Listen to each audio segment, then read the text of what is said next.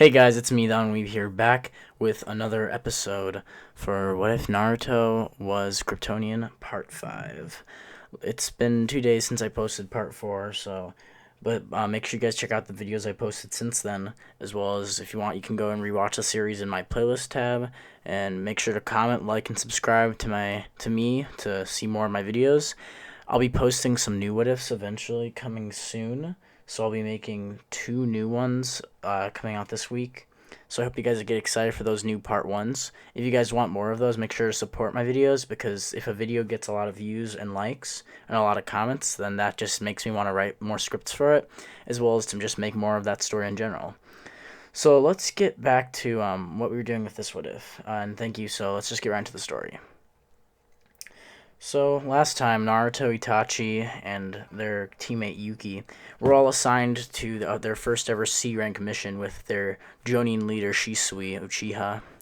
So now Shisui and his team have finally made it to the village in the Land of Fire, and as they walk in, they see it used to be beautiful, and now it's kind of been destroyed, with many people being homeless or orphaned after the attack.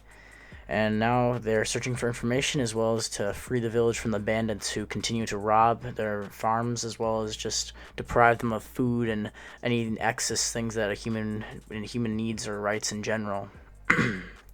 As Naruto walks in, he's looking around as he can see the misfortune and sadness basically penetrating the air completely around him. Itachi looks sad when he can see this scene, and his eyebrows furrow as he thinks about how disgusting this is and how the person who did this is going to pay. Shisui and Naruto and Itachi take a step forward. Yuki's still looking around at the buildings when a little girl walks up to her and asks if she has any food. Yuki pulls out a piece of bread that she had been saving and gives it to the little girl, and the little girl thanks her and runs away. Yuki walks forward with the rest of her team and says that this place is so sad and deprived. They all nod and agree. Shisui's silent and tells his team that this is the harsh reality of life and being a ninja and shinobi in general. You'll have to see a lot of this if you wish to continue further and forward into your shinobi careers. Itachi looks even more sad now, and they walk forward somberly. At this point now, we then come to the point where we begin to hear shots fired in the actual village itself. As Naruto then rushes forward, he can hear the crackling of jutsu, as well as different nature energies as being released. He can see that there's a group of about 4 to 5 adult males, about 6 feet each in height, and they're using chakra to enhance their fists, as well as to basically pummel some of the children who are aimlessly wandering the streets parentless.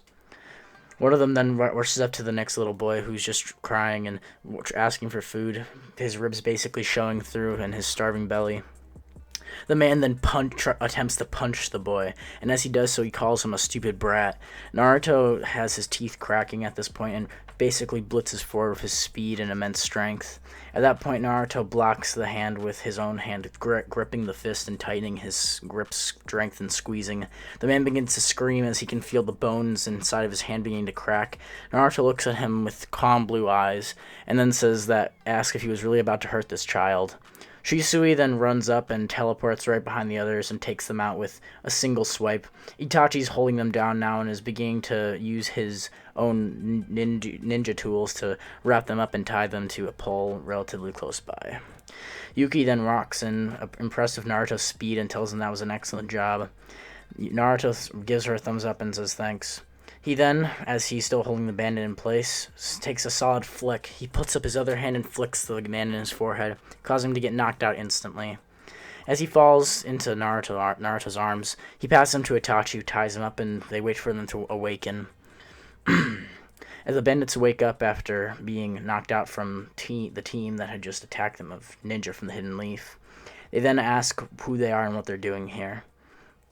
The men then begin crying, and they tell them that it's not their fault, and that their leader wrote. At that point, a kunai comes flying out from behind and jabs into the one who is talking's forehead. As they turn around, they see a man with a black headband and a black cloth wrapped around his hair. All you could see are his dark red eyes. At that point, you can see the hatred and rage in him, as well as some sort of other personality of sadness or something that not even Naruto or Itachi can comprehend. As he basically floats down to the earth, his dark cloak billowing around him. Underneath, Naruto notices he's wearing a suit. Underneath his dark, ragged cloak and his mask and dark cloth covering his hair, he can see that he's wearing a typical businessman suit, which has some dust on it, but is pretty much pristine. The man's has white gloves on as he pulls another kunai out of his belt, prepared to finish off whoever's next dare to attack his master. At this point, they then scream Shikai, Shikai, and then the man kills them before they can reveal any more about him. Naruto asks if this man's name is Shikai, just as those poor men were saying before he briefly and abruptly ended their lives. He nods and then briefly begins to walk away with his glove wrapped back on and his kunai put back in pocket. Naruto's about to go after him, but Shisui sticks a hand out, shaking his head for Naruto not to go after him. Shisui holds a finger to his lips, and then the team slowly fade back into the shadows as Shikai begins to head back to the main operations base. He knows that he's being followed, but he doesn't really care, as their master Roku will be easily able to take care of some weak-level ninjas sent from this country who can never afford anything anymore in this state of town. At that point, the team of four head over to see what's going on as they follow him through the forest. They use chakra as Naruto flies, while Itachi, Yuki, and Shisui use chakra to stick to the trees and jump to jump. Naruto flies overhead, keeping his eyes using his X-ray vision skill that he had picked up rather recently, so he was looking forward ahead to see if there were any traps. At that point, he then notices a thin line of string, creating a wall of string around this patch of forest. At that point, he stops and flies in front of his team, holding his arms out, whispering that there's a string, a very fine wire, wrapped around the entire tree line in front of this. Shisui and all three of the team actually activate their respective dojutsu. Yuki activates her Byakugan, Itachi and Shisui activate their normal Sharingan, and they stare at the what's ahead of them. The team nod, and then they tell Naruto that they're ready to proceed. Naruto uses a quick slice with his kunai and slices the wall of wire that's directly ahead of them. As the team walks into the forest now, Shikai thinks he's lost trace of them, or they've been chopped into liver meat by the wire wall that their master's jutsu has created. Shikai walks into the camp, and as they walk forward, they see a stone castle built in the woods, crudely. It seems to have been there for a while, and there's moss growing on it, as well as having some wooden floors and crumbling holes in it. As they walk forward, they begin to realize that this castle is massive and spans for many, many miles. At that point, they then walk forward to see the Bandit King's hideout. The Bandit King, Roku as we know him, walks out and looks at his servant Shikai, who explains what happened to him as well as the other people who were in town getting some more money.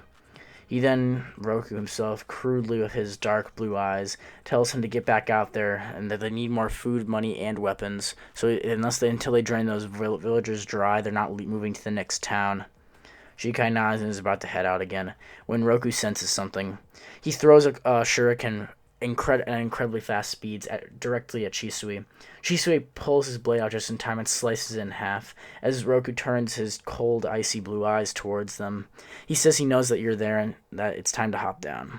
As the team leaps into action, Naruto flies into the air and is about to dive down as Shikai intercepts him.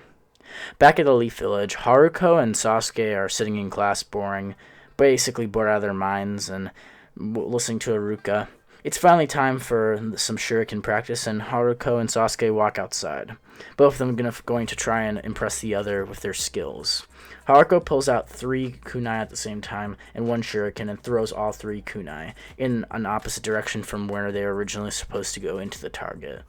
Later, as they're about to fall to the ground, he then clenches his fists together, and one of his chakra chains flows out of his body, yoinks the kunai out of the air, and chucks it as hard as he can pull using his chain back. As it's about to hit Naruto in the back of the head, he falls to the ground on his back, and then as he's falling, throws his shuriken.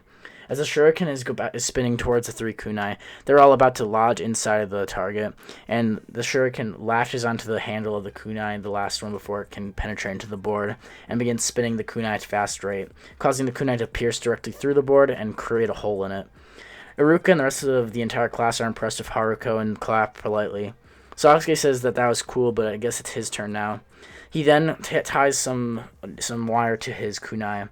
At this point, he then throws them like a regular kunai, and just as they're about to hit the board, he begins to twist them wildly with his hand. The kunai begin to fling throughout the air, creating a deadly whirlwind of net blades. He then uses the fire style and pushes fire throughout the entire wire, causing it to become a flaming whip of blades and swords.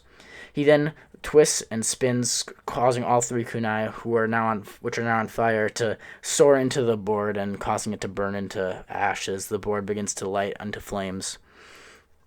All the girls are impressed with both Haruko and Sasuke and are basically looking at the two in awe as they see Haruko with his dark red and dark blue eyes is basically piercing into Sasuke's black hair and black eyes as well. The two then look at each other and see that they're still tied, but they'll get the other one next time. We go back to the fight now, as Shikai as well as Naruto get into it. Naruto then cocks his fist back and punches the air just before he and Shikai make contact. Shikai says, just as he does this, that's not going to do anything and that he missed. Suddenly, a rush of air comes pushing at Shikai, pushing him forward into the ground as he slams on his back into the dirt. At this point, his black mask and hood fall off, and it reveals him to have black and blonde, mixed with blonde hair, mixed in with his dark red eyes. He looks at Naruto and sneers, his jaw and teeth looking very similar to that of a cobra or some sort of mountain lion. He then gets on all fours and starts rushing towards where Naruto is. As Naruto sees that this is actually severely lowering his speed, he suddenly disappears and he's underground, right next to Naruto's foot. He grabs Naruto by the feet and then begins to drag him underground. Naruto, who swings his foot wildly, pulls him out of the ground and launches him into the air, where he then proceeds to fly up and grabs him from behind, spinning into the air, before he drops and basically pushes him back to the ground as a shooting rocket. Shikai, who doesn't know what he could do at this point, tries to activate the substitution jutsu. As he makes the hand seals, he successfully makes the substitution just as his body is about to hit the ground. He teleports away, and now Naruto has to relocate him and uses his X-ray vision. As he uses his visionary skills, we go into the fight of Itachi, Shisui, and Yuki against Roku. Roku, who still has his hood up as well as his dark, piercing blue eyes staring into Shisui's red Sharingan. Then he says that this fight's going to get serious. He then pulls out his sword, and you can now see that Roku is holding in his hand the fan of the Sage of the Six Paths. If you guys like this and want to see part 6 for What If Naruto was a Kryptonian, as well as for me to get into more of the story, and as well as catch up to the timeline, then yeah, make sure to hit the like button, comment, subscribe.